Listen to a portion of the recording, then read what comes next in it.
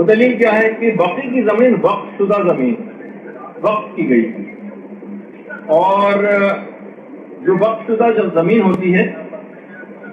اس میں جو اگر گنبد اور قبے بنے ہوں تو جگہ بہت گھیر لیتے ہیں، اس وجہ سے اس کا صحیح استعمال ممکن نہیں ہے۔ لہٰذا وقت کی جگہ سے زیادہ فائدہ اٹھانے کے لیے ضروری تھا کہ ان عمارتوں اور گنبدوں اور قبوں کو منظم کرایا جائے تاکہ زیادہ سے زیادہ لوگوں کو دفنایا جا سکے۔ سب سے پہلی بات علماء یہ بیان فرماتے ہیں کسی تاریخ کتاب یا حدیث میں نہیں ہے کہ یہ زمین نے وقف شدہ تھی، جو وقف ہو گئی، کسی جگہ نہیں۔ دیکھیں اس زمانے میں لوگ اتنے کم تھے، یعنی آپ اندازہ لگائیں اس وقت یہ جو انچولی جتنا بڑا ہے، انچولی اس کے اندر علماء فرماتے ہیں کہ رسول خدا کے زمانے میں جو مدینہ تھا اس میں 8-10 مدینہ آ جائے، اور اس وقت جو مسجد نبوی پوری ہے، پوری مسجد نبوی، اس میں پورا شہر مدینہ آ گیا،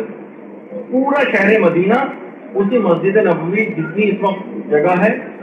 جبھی بہت سے علماء ایک خاص فقہی مسئلہ کا استعمال کرتے ہیں کہ صرف نماز فطر و تمام کا جو اختیار ہے وہ فقط مسجد نبوی کی حد تک ہے، کیونکہ پورا شہر مدینہ تقریباً اس کے اندر آ گیا، کچھ علماء کا نظریہ ہے۔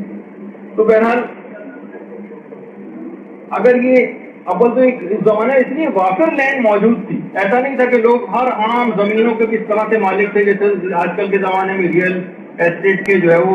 بروکر ہوتے ہیں اور ایجنٹس ہوتے ہیں، اور ایک ایک انچ کی زمین جو ہے وہ کسی نہ کسی کی ملکیت ہے اور خالی زمین کو ہے ہی نہیں، ایسا اس زمانے میں نہیں ہوتا۔ نہ یہ اس طرح کا کوئی رواج اس زمانے میں تھا کہ قبرستانوں کے لیے لوگ زمینوں کو وقف کریں، تو اس زمانے میں ایسی کوئی رسم بھی نہیں تھی وقف وغیرہ کرنے کی قبرستان کے لیے، یعنی لوگ ایک کوئی آ کر دفن کر دیتا تھا اپنے مردے کو کسی جگہ، بعد میں جو لوگ اور مرتے جاتے تھے لوگ وہیں اس کے برابر میں اور مردے بھی دفن کرتے چلے جاتے تھے، اس طرح رفتہ رفتہ وہ کسی قبرستان بن جاتی تھی۔ باقاعدہ قبرستانوں کو وقف کرنے کی کوئی رسم اس زمانے میں نہیں تھی۔ جنت البقیع کا بھی یہی حال تھا کہ جب عثمان ابن مظعون کو یہاں پر سب سے پہلے دفن کیا گیا ہے تو وہاں پہ درخت وغیرہ بھی لگے ہوئے تھے، درختوں کو کاٹا گیا، ایسی اضافی لینڈ پڑی ہوئی ہے اس کو کٹوا کے وہاں پر ان کو دفن کیا گیا۔ بعد میں ایک ایک کر کے لوگ مسلمان دفن ہوتے گئے، پیغمبر نے جو خود دفن کیا تھا بابرکت جگہ سمجھی جانے لگی، لوگ اور بھی اپنے مردے وہاں پر دفن کرنے لگے۔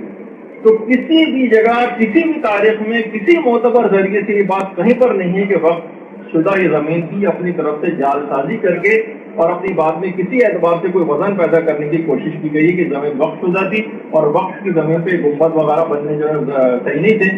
اچھا اگر وہ بھی دیکھیں آپ کہ اگر کوئی چیز ملتی بھی ہے تو وہ حضرت جہاں پر ہمارے ائمہ بقیع اور یہ جو قبور موجود ہیں، یہ روایت میں البتہ یہ چیز آئی ہے کہ یہ حضرت عقیل ابن ابی طالب کا گھر،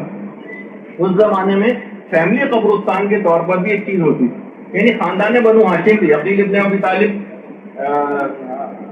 جو تھے ان کا یہ اپنا گھر تھا، یعنی بنو ہاشم سے جن کا تعلق تھا،